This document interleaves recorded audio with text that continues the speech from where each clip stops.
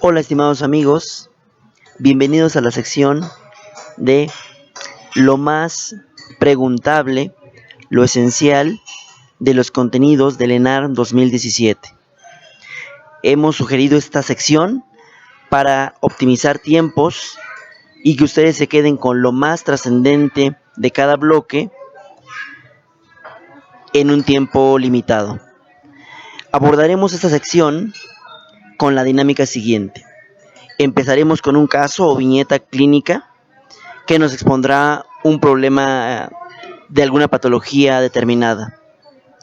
Haremos algunas preguntas pertinentes con respecto a este caso que intentará evaluar nuestro conocimiento del tema. A continuación, seguiremos con un algoritmo con el intento de sistematizar o de hacer un abordaje sistematizado del tema en cuestión.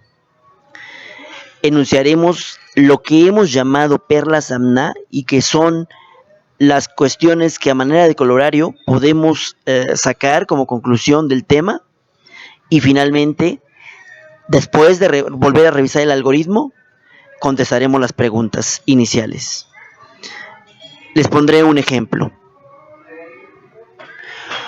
Una mujer de 44 años acude a consulta por dolor e inflamación bilateral y simétrica de articulaciones metacarpofalángicas, segundo y tercero ortejos, de 8 semanas de evolución, así como rigidez matutina de 2 horas de duración, ojo seco, astenia y adinamia. Usted sospecha artritis reumatoide. ¿Cuál de los siguientes es el más específico para esta enfermedad? Inciso A, factor reumatoide. Inciso B, proteína C reactiva. Inciso C, velocidad de eritrosedimentación. O inciso D, anticuerpos antipéptido citrulinado. Pregunta número 2.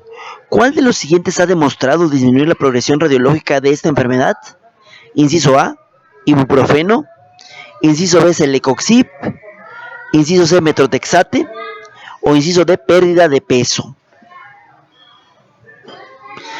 La siguiente pregunta es: una mujer de 68 años, obesa, con historia de dolor en manos, rodillas y cadera desde hace varios años, presenta un derrame articular en la rodilla derecha. A la exploración física, usted encuentra las manos de la paciente de esta forma. ¿Cuál de los diagnósticos es más probable? Inciso A, artrosis. Inciso B, artritis reumatoide. Inciso C, artritis psoriásica. O inciso D, gota tofácea. Se realiza una artrocentesis. Usted espera encontrar un líquido articular. A, amarillo, más de 50.000 leucocitos, 40% de polimorfonucleares, baja viscosidad. Inciso B, amarillo, entre 2.000 y 5.000 leucocitos, alta viscosidad. Inciso C, transparente, entre 2.000 y 5.000 leucocitos, baja viscosidad. Inciso D, amarillo, menos de 2.000 leucocitos, alta viscosidad. A continuación, revisamos el algoritmo relacionado con esta patología y que es una revisión sistemática del tema. En un paciente en una paciente con artralgias, como la del caso, tenemos que preguntarnos si presenta datos de inflamación. En ese sentido, pensamos en los datos clínicos descritos originalmente por Celso, que implican tumor, calor, rubor y rigidez. Ante esta pregunta, si la respuesta es que no tiene tales datos, entonces pensamos que no tiene artritis y que puede ser una artralgia traumática. Si la respuesta es afirmativa, entonces tenemos que ver si la paciente tiene un antecedente traumático. Y por ejemplo, se tendría que evaluar aquí la posibilidad de que fuera una artropatía de origen traumático. Si no tiene antecedente de trauma, la siguiente pregunta que nos tenemos que hacer es: ¿se trata del primer cuadro? ¿O bien corresponde a una artritis crónica, caracterizada por cuadros previos? Si la respuesta es que corresponde al primer cuadro, entonces estamos ante una artritis aguda. Y una de de las maneras en que sugerimos abordar a una artritis aguda es con la pregunta: ¿hay afección oligoarticular o poliarticular? ¿O bien esta es monoarticular? Si la respuesta es que hay afección oligoarticular, es decir, algunas articulaciones, o poliarticular, varias articulaciones, entonces la siguiente pregunta pertinente ¿es de predominio de región sacroiliaca? Si la respuesta es afirmativa, entonces estaríamos considerando la posibilidad de una espondiloartropatía. Y para ello podríamos valernos de otros estudios. Esto es para confirmar.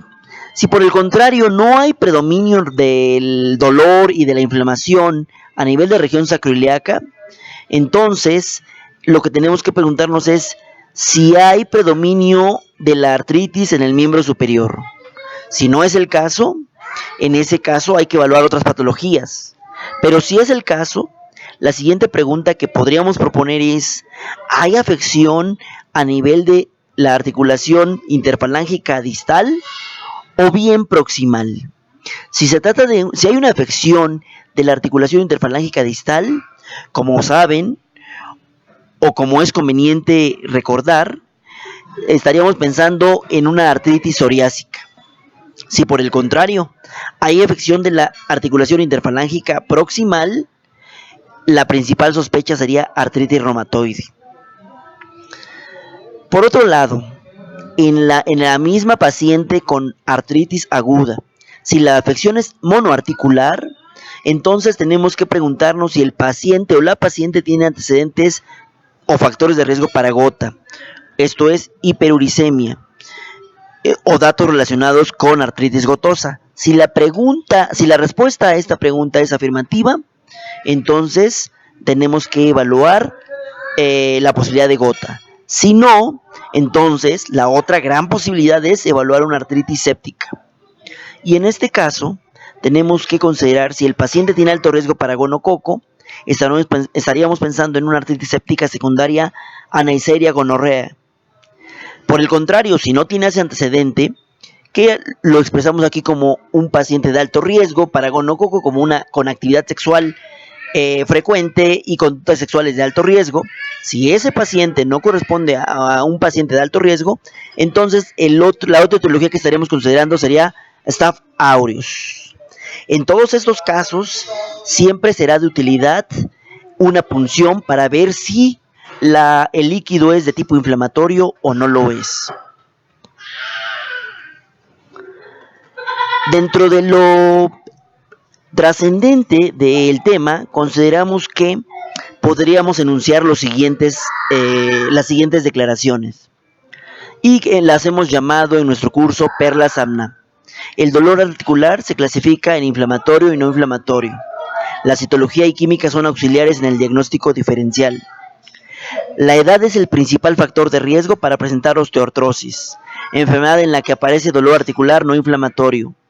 La presentación clínica es artralgia, rigidez matutina menor de 30 minutos y deformidades características, nódulos de Burkhardt y Heberden. La artritis reumatoide se presenta como poliartralgia inflamatoria de duración mayor a 6 semanas, reactantes de fase aguda elevados y serología compatible. Si no se cumplen estos criterios, se puede hacer diagnóstico prospectivo, retrospectivo o evidencia de erosión ósea. Los anticuerpos antipéptido citrulinado son los anticuerpos más específicos para la artritis reumatoide. En el tratamiento de la artritis reumatoide hay que iniciar fármaco modificador de la enfermedad cuanto antes. La gota se clasifica como aguda, intercrítica y crónica. El allopurinol no está indicado en el tratamiento agudo. Para determinar el fármaco a utilizar en el tratamiento crónico se requiere uricosuria de 24 horas. Las espondiloartropatías se caracterizan por asociación al HLA-B27 y sacroileitis. La espondilitis anquilosante es la enfermedad representativa de este grupo. Los pacientes con artritis psoriásica no siempre son HLA-B27, pero cuando lo llegan a ser, presentan sacroileitis también. La artritis reactiva llamada de Reiter, se caracteriza por presentar la triada conjuntivitis, uretritis y artritis. Suele ser desencadenada por infecciones de transmisión sexual, como clamidia, pero también infecciones del tracto gastrointestinal, como Shigella, Salmonella y Campylobacter. Y finalmente concluimos con los casos clínicos. Una mujer de 44 años acude a consulta por dolor e inflamación bilateral y simétrica de articulaciones metacarpofalángicas, de 8 semanas de evolución, así como rigidez matutina de 2 horas de duración, ojo seco, astenia y adinamia. Nos dan el diagnóstico de artritis reumatoide y nos preguntan cuál de los siguientes es el más específico para esta enfermedad. De acuerdo a lo que acabamos de mencionar, entonces la respuesta será anticuerpos antipéptido citrulinado. ¿Cuál de los siguientes ha demostrado disminuir la progresión radiológica de esta enfermedad? Mencionamos que los fármacos son importantes, y dentro de los fármacos, el de primera elección en la artritis reumatoide es el metotrexate. Una mujer de 68 años, obesa, con historia de dolor de manos, rodillas y cadera desde hace varios años, presentando un derrame articular en la rodilla derecha. A la exploración física usted encuentra las manos de la paciente de esta forma. ¿Cuál es el diagnóstico más probable? Artrosis, artritis reumatoide, artritis psoriásica o gota tofácea. En este caso, lo que debemos recordar es que los nódulos de Hebern y Bucar se presentan en la osteoartrosis. Por tanto, la respuesta correcta es la A. Se realiza una artrocentesis y usted espera encontrar un líquido articular. Como sabemos, esta patología no se caracteriza por un líquido inflamatorio. Por el contrario, se caracteriza por un líquido no inflamatorio. De las opciones, A, amarillo más de 50 milileucos, B, con 40% de polimorfos nucleares y baja viscosidad, B, amarillo entre 2000 y 5000 leucos, alta viscosidad, C, transparente entre 2000 y 5000 leucos, baja viscosidad, y D, amarillo menos de 2000 leucos, alta viscosidad. De estas opciones, la que parece correcta es la que no corresponde a un infiltrado o a un líquido inflamatorio, como lo es la opción D. Y esa es la respuesta correcta. Con esto concluimos, amigos. Espero les